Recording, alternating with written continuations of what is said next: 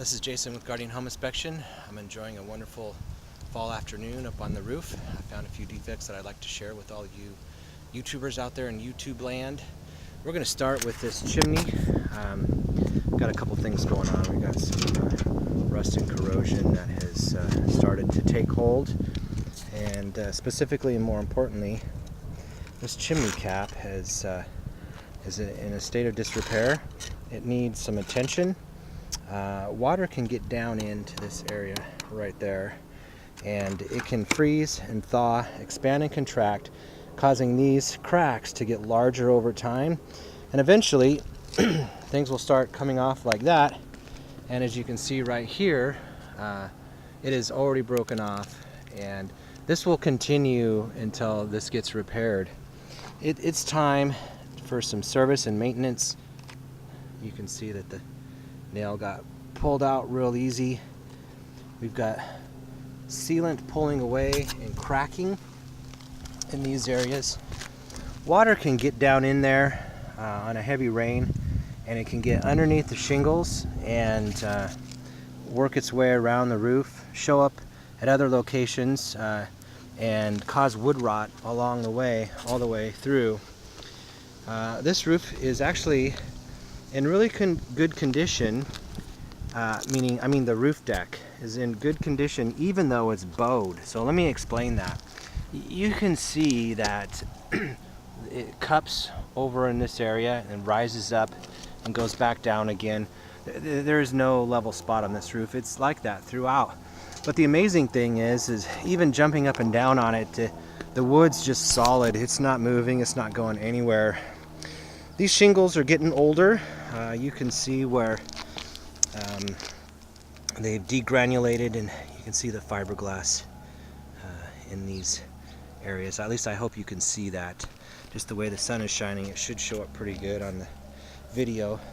Over here we've got some sealant that is just, it's a little bit older and needs to be updated. These can dry and crack, allowing water to get in underneath, causing more damage. Anywhere that you've got sealant on a roof, you should re-inspect it at least once a year.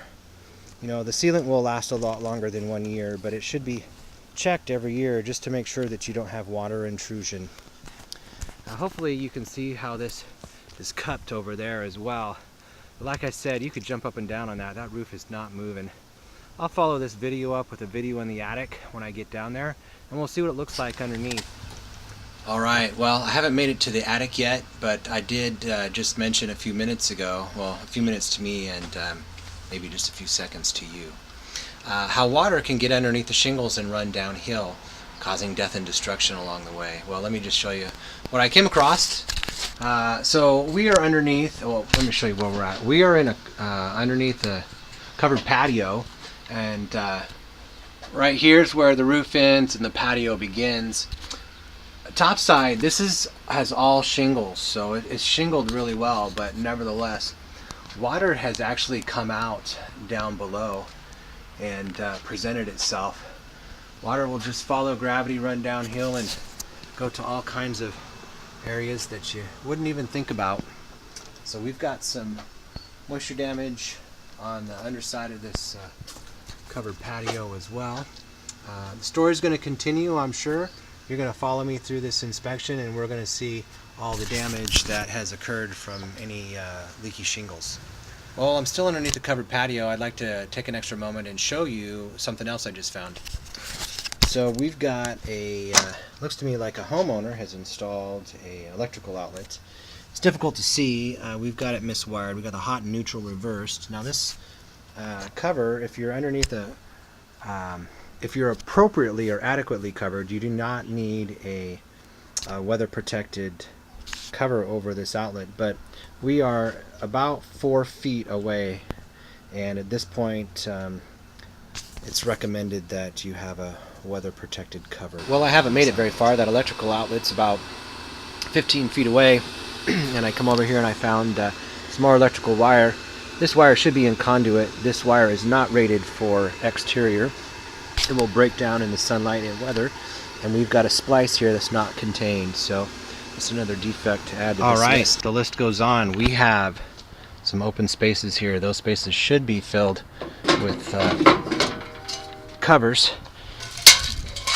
In addition to that, we've got, if you can see it, I don't know if you can or not, we've got an exposed conductor right there. These should really have wire caps. Everything else inside here looks pretty good. Well, I haven't made it to the attic yet, but I gotta say, this picture tells it all. They don't make them like they used to.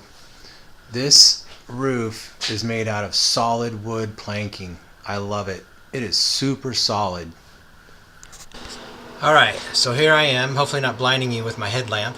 I'm getting ready to go up in this attic. Wanted to show you that one of the things that we check for is these bathroom vent fans to make sure that they exhaust to the exterior. Well, I didn't see it on the roof. And take notice here that how far back it is to the wall. It's probably another, I don't know, 7-10 feet. When we come up into the attic space, we see that the roof, lo and behold, kind of goes down to nothing right here. Yet we've got another 7 to 10 feet to go. So that bathroom fan, I can see some wind kind of blowing some cobwebs back up this way, so I can feel the air. It's blowing into the attic, and that is improper. It will cause mold. So as I looked around, right there, you can see where there is a busted rafter. That would be an indication of why we might have a little bit of sag in that location. But all the rest of the rafters look good. We can see where we've had some past water leaks around the roof vent there, but nothing looks like it's been super ongoing and has not created a bunch of problems. I want to keep this story rolling for you. As things develop, I will keep turning on the video camera.